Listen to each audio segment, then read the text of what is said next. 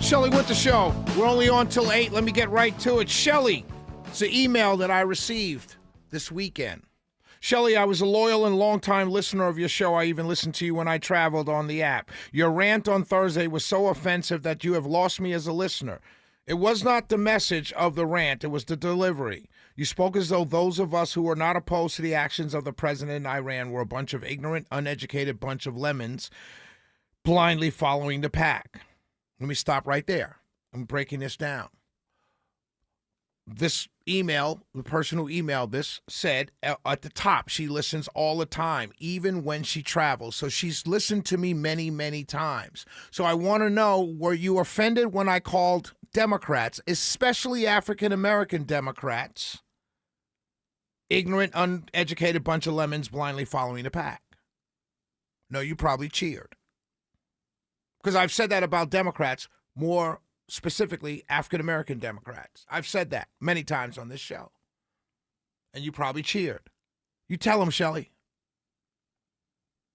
You even used the Pappy voice while mimicking our apparent support of the war. I did use the Pappy voice because the Pappy voice was appropriate in that moment. Because we were opposed to war. We were opposed. We voted for not going to war. So, yes, I used the Pappy voice because we're now saying it's okay. Because Daddy said it. We're following Daddy. Daddy said go to war, so we're going to war, even though Daddy said we weren't going to go to war. So, yes, I used the Pappy voice. This goes on. The best part is that your biggest concern is that gas prices have gone up. I'm so sorry you have to pay more to gas up your fancy Lexus, that you probably got a huge discount with your endorsements these days. I did not get a big discount. I got a decent discount that all of you can get, which is why I endorsed them. But yes, my biggest concern is gas prices. Do you know why, Miss Email Lady? It's because when Biden's gas prices went up, guess who was outraged? I was. Guess who else was outraged? You were. So Biden has policies that drive up gas prices. You're outraged. I can't believe I'm paying this high gas prices. I can't believe it. Remember the stickers on the gas station pumps? You did this. I did this. Remember those pumps? They were Biden. I did this. Remember that we got such a big laugh over blaming Biden for gas prices. And we were all outraged, right? So when this president comes along and does a policy idea or does something that drives up gas prices, I'm going to be similarly upset as I was then. See, you're only proving within 2 sentences that you are uneducated bunch of lemons blindly following the pack. Because if you were mad at Biden's policies that drove up gas prices, you must also be mad now at a policy that's driving up gas prices. That's called being intellectually consistent. And you prove it within the first 2 paragraphs of your email. Give it a minute. I'm sure this concern will be alleviated. Okay, I'll give it a minute. How long is a minute? 2 days, 3 days, 4 days? How long do I give it before gas prices come back down again? Like, what is the time frame?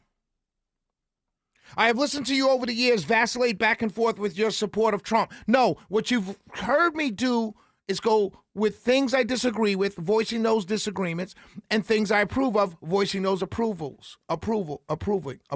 Excuse me. That's what you've seen, not vacillate on support. You see me either agree or disagree with a particular policy. For instance, immigration. I agree with deportations of violent immigrant gangbangers and criminals. I do not agree with the implementation of just sweeping up everybody. See, that's not vacillating on my support. Again, if you see disagreements of an administration that I pushed on this radio station for 2 years straight for people to vote for, if you see disagreement as vacillating between support and lack of support, then you are going back to your own words, a bunch of ignorant, uneducated bunch of lemons blindly following the pack.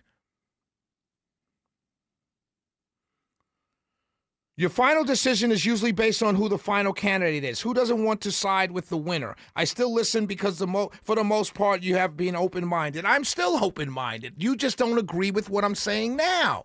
It doesn't mean I'm not open-minded because you disagree with me. It means you're closed-minded. I don't love him either, but at least he's taking action. Okay, I disagree with the action. You agree with the action. We have a disagreement. It's okay. You should take your concern of gas prices to the people of Iran. Now, this is rich, who have been suppressed for decades and finally saw an opportunity to rise up. Okay, cool. All around the world, people are thanking Trump for addressing a greater issue than your gas prices.